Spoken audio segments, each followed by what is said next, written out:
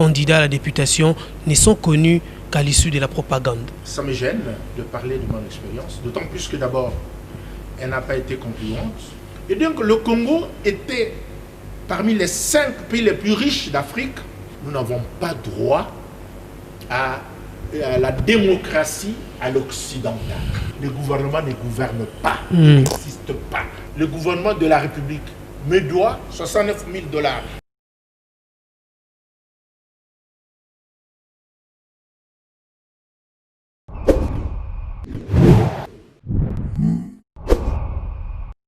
Bienvenue dans ce deuxième volet de votre magazine Veritas sur la chaîne YouTube Okapi One TV où nous décryptons la tribune de l'ingénieur civil Jean-Louis Bongungu. Et cette fois-ci, nous allons parler de son expérience dans l'ex-Équateur, précisément à Befale. Monsieur Jean-Louis, qu'est-ce que vous avez dégagé comme constat, les problèmes croisés à Befale, et puis est-ce que c'est une question qui taraude quand même l'esprit de nombreux, je dirais le public congolais, les dirigeants ou les probables candidats à la députation ne sont connus qu'à l'issue de la propagande? Oui, merci Patrick pour ce volet. Ça me gêne de parler de mon expérience, d'autant plus que d'abord, elle n'a pas été concluante, pour la simple raison que dans le pays, il faut le dire, Jacques Chirac l'avait dit d'une manière générale pour l'Afrique, le continent africain, quand il s'était exclamé pour dire que la démocratie était un luxe pour les Africains. L'opinion africaine avait pris la chose comme une insulte. Mais aujourd'hui, 3 décennies après, à peu près, moi je peux confirmer, pour ma part, que la démocratie occidentale, à l'occidental, est un luxe pour la RDC. Ok. Et je pense, je lisais encore un post-scriptum de Kitenge Lubabou dans Jeune Afrique, qui disait, mais quand on voit les élections en Afrique aujourd'hui, et en RDC en particulier, ne faudrait-il pas que nous puissions rentrer à l'époque de nos guides éclairés? Et moi, j'aimerais que ce débat, nous puissions le mettre sur la table. Parce que les mots sont peut-être trop forts. On parle de parodie d'élection, etc. Il n'y a pas élection. Ok. Je simplifie. Moi, je préfère encore que nous ayons, comme on avait le président Joseph Kabila, arrivé au pouvoir parce que le musée avait été assassiné. Son père, Laurent Désiré Kabila, est assassiné. Moi, j'aurais souhaité qu'il continuât jusqu'à ce que lui-même déclare qu'il ne pouvait plus. Mais bien sûr, devant sa conscience. Pourquoi? Parce que je l'écris dans l'article. Les dirigeants ne sont connus qu'à travers 2 propagandes. Quand il est en fonction, c'est des laudateurs.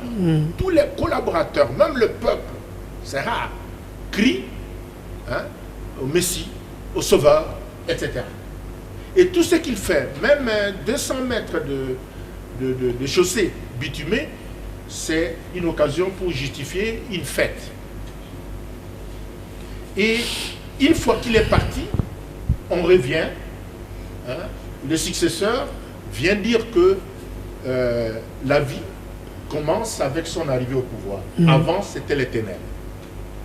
Mais pendant longtemps ici, nous avons entendu nos premiers ministres nous parler d'émergence de la RDC, par exemple. Je reviendrai sur l'expérience, c'est juste pour démontrer qu'il n'est pas possible pour le peuple de choisir des bons dirigeants. Parce que le peuple n'a pas les moyens de les choisir. Quand on nous parle d'émergence, on a eu des discours, des conférences. Mais il s'agit de quelle émergence? Personne, aucun Premier ministre nous a donné la configuration de la RDC pays émergent. À l'horizon peut-être de 5 ans, de 10 ans, etc. C'est toujours 2050, 2085. Je veux par exemple que Dodi Conseil, en décembre 2019, Ouais. a eu à publier le top 15 des pays les plus riches d'Afrique. Source donnée Banque mondiale. Donc c'est quand même fiable en termes de statistiques. Eh bien, la RDC, notre pays, le Congo, Zaïre, était parmi les 4 premiers pays les plus riches en Afrique en 1960. Il y avait l'Afrique du Sud, le Nigeria, l'Algérie, et quatrièmement, c'est la RDC. Ok. En 61, après l'indépendance, on a décroché. 5e. Ok? L'Égypte a pris notre place. Et nous avons continué avec le président Mobutu jusqu'en 1975. Les chiffres ici, la classification est établie sur base de la richesse en dollars américains, base dollar constant de l'année 2010. Donc, on fait souvent une erreur, même certains de nos éminents économistes ici, quand ils veulent vanter leur bilan, ils vous disent, non, moi j'ai fait un budget de 4 milliards. On n'a jamais eu ça. Non, non, attention, monsieur. Vous parlez de quel dollar? Remettez tout à une année. Comme ça, on compare des chiffres comparables. Et donc, le Congo était parmi les 5 pays les plus riches d'Afrique jusqu'en 1975, sous le président Mobutu. Eh bien, malgré la zaïrianisation, etc., les conséquences, ça n'avait fait que freiner le bon élan qu'on avait. Mais on n'avait pas décroché tant. En 1976, le Maroc nous a fait dégringoler. On est tombé à la 6e position. Mais nous étions toujours parmi les 15 pays les plus riches d'Afrique. En 80, l'Angola, sorti de sa guerre, etc., oui, l'Angola nous a détrônés et nous sommes tombés à la 7e position. Le président Mobutu, qui avait lancé Objectif 80, que des élites dénonçaient, hein, il y avait même cet esprit un peu négus pour dire Tokotal. Hein, Mobutu. Alors, ceux qui prenaient étaient deuxième, Tokotal. Mais deux autres qui dagagent. Non, mais c'est nous qui devrions travailler pour qu'on soit premier. Ouais. Mais les élites n'ont pas mordu à la part. Mais Mobutu est allé jusqu'en 1989. Nous étions toujours à la 7e position. Donc nous n'étions pas fameux, mais nous n'étions pas moins bons que les autres Africains. Nous avons gardé cette position, la 7e position. Et aujourd'hui? En 90, à cause de la conférence nationale la plus longue du monde d'Afrique, nous sommes tombés à la 9e position parce que les Kenyans, le Soudan nous ont fait reculer. Et en 92, à la clôture de la conférence nationale souveraine, puisqu'on ne travaillait plus, nous sommes tombés 10e. La Tunisie, entre-temps, avait pris notre place. Et en 93, la Côte d'Ivoire. Donc, en fait, en ce moment-là, le maréchal Mobutu, je ne plaide pas pour lui, mais il n'avait plus le pouvoir. Parce que, n'oublions pas, de la même manière qu'on parle de 1+4 sous le président Kabila. Mobutu, après la conférence nationale souveraine, n'était plus le tout-puissant président. Il ne dirigeait pratiquement plus le Congo. Donc les 32 ans là de Mobutu, c'est y compris des années d'absence totale. Eh bien, nous sommes allés jusqu'à 97. Alors on a chuté en 96 à la 12e position. Le Zimbabwe nous a fait régresser. Le Ghana est venu avec le Cameroun. Et quand Mobutu part, nous sommes à la 14e position. En 98, Mouzé arrive, la guerre malheureusement, nous sommes à la 15e position. Depuis lors, nous avons disparu. Donc on ne retrouve pas la RDC dans les radars. La RDC n'est plus parmi les 15. En 2003, une fois, on est tombé, on est remonté à 15e position. Jusqu'aujourd'hui, on n'a plus émergé. Donc nous avons fait naufrage. Comment on peut parler d'émergence pour un pays qui a déjà économiquement fait naufrage? Il s'agit plutôt d'essayer de remonter en surface. Mais ce n'est pas pour émerger, pour aller vers les astres. Donc voilà où j'ai dit que les dirigeants congolais, ils sont en train un peu de snober le peuple, et surtout les élites. Nous n'avons pas droit à la démocratie à l'occidental. Il faut que nous puissions configurer nos propres paradigmes pour cette démocratie-là. Donc, j'étais en train de dire ceci. Élection, j'étais en 2006 à Befalé. C'est vrai que j'ai eu des voix, mais je n'étais pas gagnant. Dans tous les cas, je n'étais pas gagnant. Mais malheureusement, les résultats globalement étaient falsifiés. Ok. 2018, je suis rentré, mais ce n'est pas tant ce qui m'a frappé. Ce qui m'a frappé, dans tous les cas, les résultats qui ont été proclamés n'ont rien à voir avec ce que le choix de la population. J'étais quand même parmi, si pas moi, mais en tout cas, je n'étais pas loin d'être l'élu. Okay. Mais on a proclamé comme on a proclamé, tout le monde le sait, ça n'a rien à voir avec la volonté de la population. Mais ce qui m'a frappé, et je l'ai dit dans ma tribune, c'est de voir que ceux qui étaient comme des pupilles comme moi, de ma génération, eh bien, on n'en trouve plus. Et les quelques rares que j'ai pu rencontrer, ils me demandaient, il y en a qui ont dit, mais quand est-ce que cette indépendance du Congo va prendre fin? Il n'y a pas de vie. Pour la population, l'indépendance nous a mené la misère. Au chaos. Voilà pourquoi j'ai dit, j'ai rappelé que le gouverneur général du Congo, Pierre Ryckmans, et son ministre des colonies, Pierre Wigny, étaient plus proches des Congolais, des indigènes de Befalé, que ne le sont aujourd'hui le Premier ministre Ilunga Ilunkamba, comme ses prédécesseurs, et ses ministres. Tout comme même j'ai cité notre gouverneur, Pancras Bongo, de la Tchouapa, parce que Befalé est dans cette province. Il est démuni, il n'a pas les moyens d'être proche. Il n'y a même pas un programme qui peut susciter l'espérance. Donc, j'étais en train de dire ceci. La leçon que j'ai tirée, c'est quoi? C'est que la fracture sociale est devenue un fossé. Et aujourd'hui, ça c'est tellement creusé que ça devient un abîme. Il suffit d'une étincelle. Et ce que nous vivons aujourd'hui, avec le procès Kamer et autres, c'est des étincelles qui risquent de provoquer les tsunamis que j'appelle égalisateurs des destins. C'est-à-dire que tout le monde perdrait. Okay. Et les très riches, et les très puissants, et les très pauvres, et les loqueteux dont on se moque à longueur de journée. C'est ça le danger. La patrie est en danger à cause de cela. Donc l'expérience que j'ai tirée, c'est de dire que le pays n'est plus gouverné. Le pays n'est plus gouverné. Et je le disais déjà en 2006 à la population de Befalé, j'ai dit, mais si rien n'est fait en Bandaka, qui était le chef-lieu de la province de l'Équateur à l'époque, comment on pouvait attendre rien à Bouéné, qui était chef-lieu de district, qu'à Befalé, le gouvernement central vienne faire quelque chose? Non.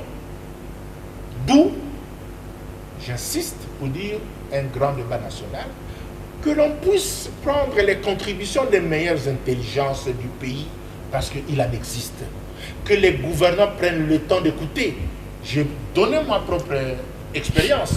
Moi, je peux réclamer aujourd'hui, mais mon dû, le gouvernement de la République me doit 69 000 $. Est-ce que vous mesurez ce que ça signifie? J'ai servi pendant 10 ans à la Régie des eaux. Simon de compte final, le premier ministre Matata arrive en 2012, il signe un décret pour dire non, Régie des eaux ne payait plus le solde des comptes final. L'État va payer.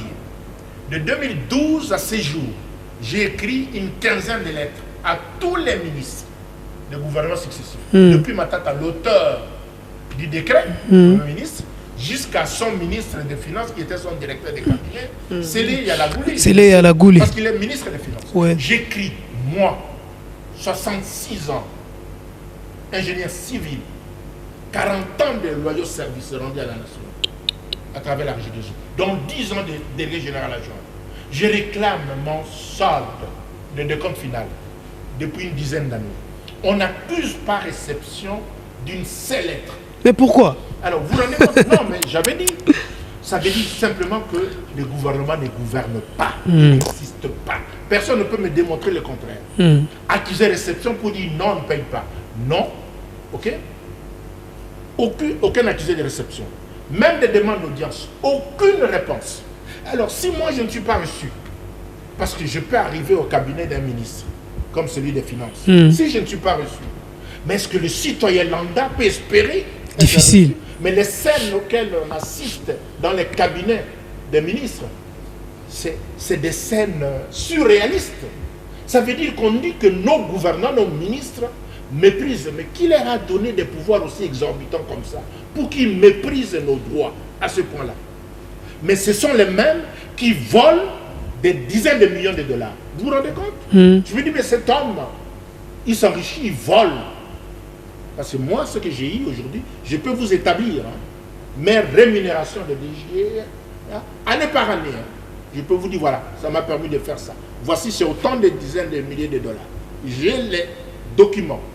Mais aujourd'hui, vous avez des gens, il est ministre, mais il vous méprise, vous qui avez rendu des grands services à la nation.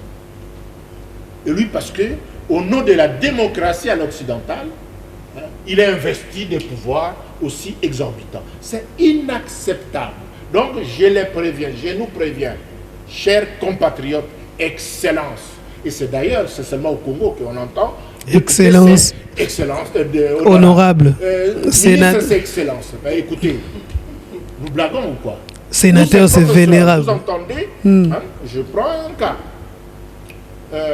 Le porte-parole du chef de l'État lisait un communiqué pour annoncer l'intérim du directeur. Son Excellence, honorable Vital Kamerhe. Non, non. Vous pouvez être directeur du cabinet du chef de l'État, vous avez rang de vice-premier ministre, vous n'avez pas le titre d'excellence.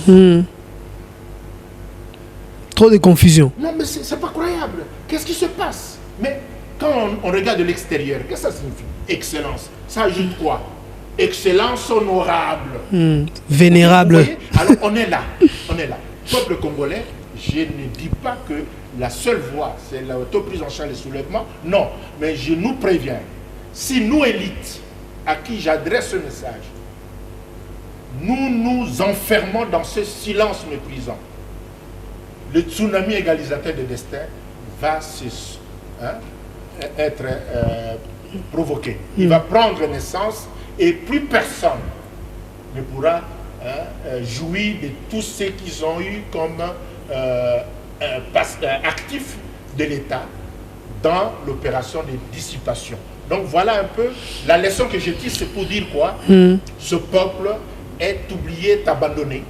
Et attention, le tsunami, il est là. Il monte, ça couvre.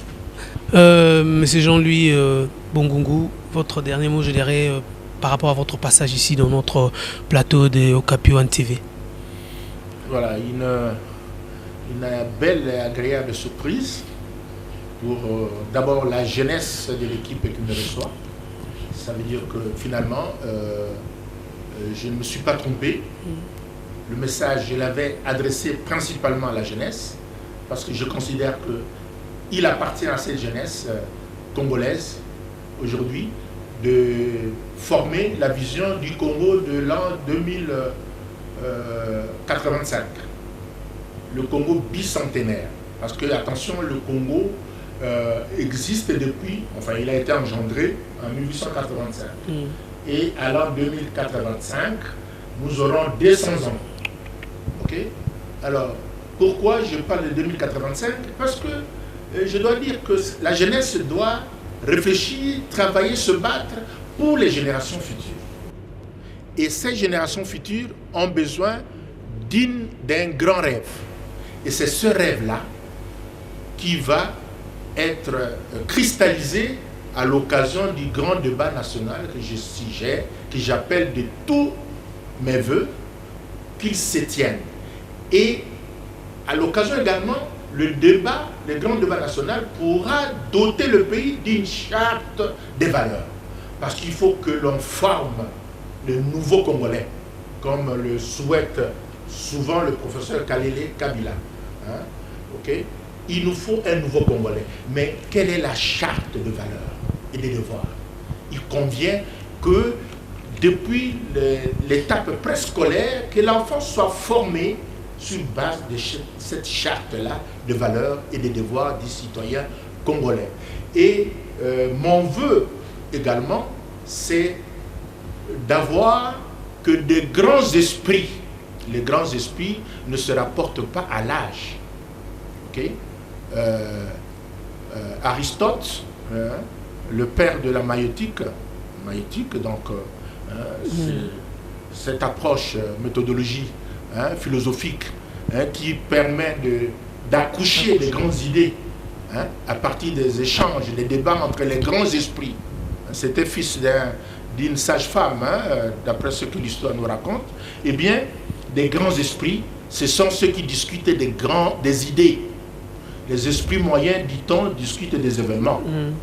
Et les petits esprits des gens. discutent des gens. Je souhaite que la jeunesse que vous représentez soit cette jeunesse des grands esprits. Prenez sur vous la charge de pouvoir organiser ces échanges. Et je suis prêt, je me tiens prêt à répondre pour des échanges, des discussions, de manière à approfondir les thèses que je soutiens, que je développe dans ma tribune. Je suis un hussard solitaire, eh bien, sur le troisième âge, sur le tard, mais je prie instamment Dieu de m'accorder encore la force de pouvoir produire au mieux pour notre patrie. Merci, M. Jean-Louis Bongongu. Tout est bien, qui finit bien. Allez seulement vous abonner dans notre chaîne YouTube Okapi One TV, précisément dans votre émission Veritas. C'est la fin. On se retrouve dans un autre numéro.